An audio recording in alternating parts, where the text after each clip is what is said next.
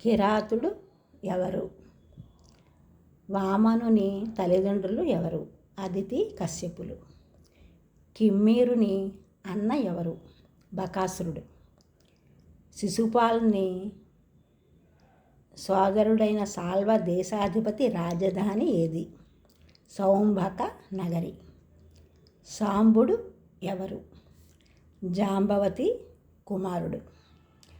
సాల్వ భూపతిని చంపినదెవరు? శ్రీకృష్ణుడు. కామ్యకవనం నుండి పాండవులు ఏ వనానికి వెళ్ళారు? ద్వైత వనమునకు.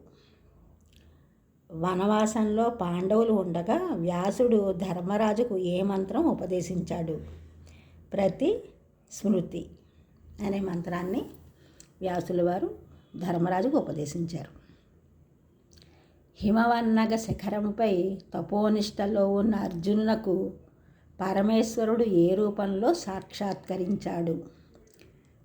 కిరాతుని వేషంలో. పరమేశ్వరుడే కిరాతుడుగా వచ్చాడు. పురూరవుని భార్య ఎవరు? ఊర్వశి. నివాత కవచులను ఎవరు సంహరించారు? అర్జునుడు. ధర్మరాజునకు నలోపాఖ్యానం ఎవరు చెప్పారు?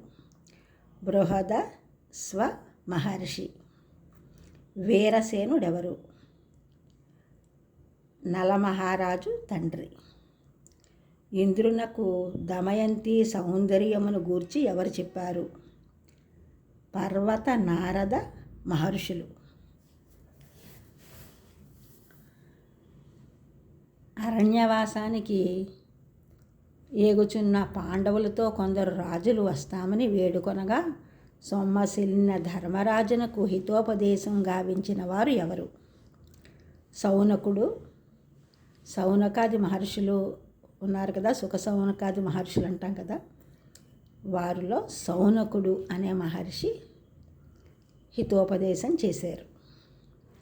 భాస్కర దేవుని అష్టోత్తర శతనామావళి ఎలా సంక్రమించింది? మహేంద్రుని ద్వారా నారదునకు, నారదుని ద్వారా వసురాజునకు, వసురాజుని ద్వారా ధౌమ్యునకు సంక్రమించింది. గోజాతికి మాత ఎవరు? సురభి.